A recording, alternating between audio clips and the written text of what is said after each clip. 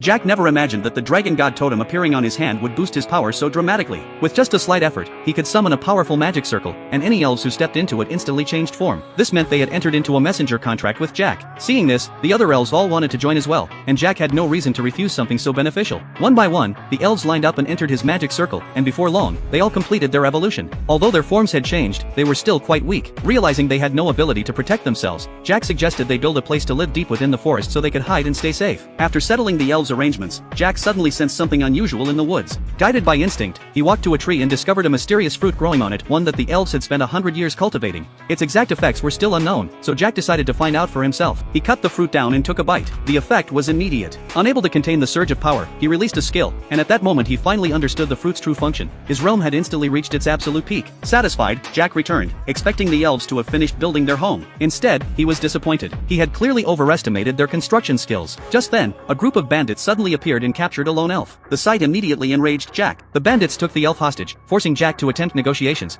but they didn't take him seriously and even tried to attack him. They soon regretted it, as Jack's magic was far more lethal than they had imagined. Seeing this, the bandit leader threw the elf aside and ordered everyone to gang up on Jack. Clearly, they had no idea who they were dealing with. Jack summoned a magic circle, and in the next instant, an identical clone appeared. What followed would be something they would never forget.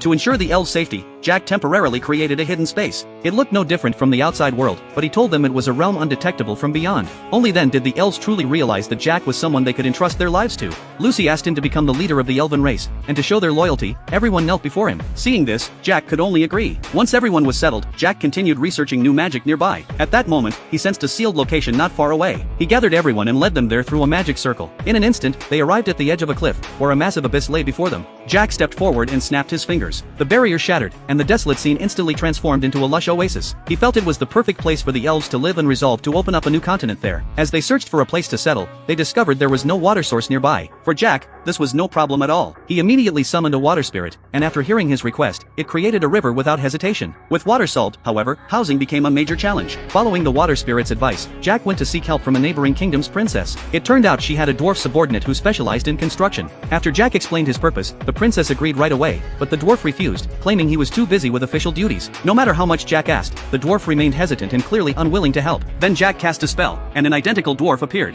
In the next instant, the two vanished into a magic circle, leaving the replica standing there in shock. Before long, they arrived at their destination. Gazing at the vibrant, life-filled land before her, Princess Mary felt something stir within her. She took out a ring, and the moment Jack saw it clearly, the totem on his hand began to glow brightly. Jack reached out and touched it, and in the next second, the ground split apart as the entire oasis rose into the sky. Mary suddenly knelt down and asked Jack to establish a nation here. She was even willing to give up her status as a princess and pledge her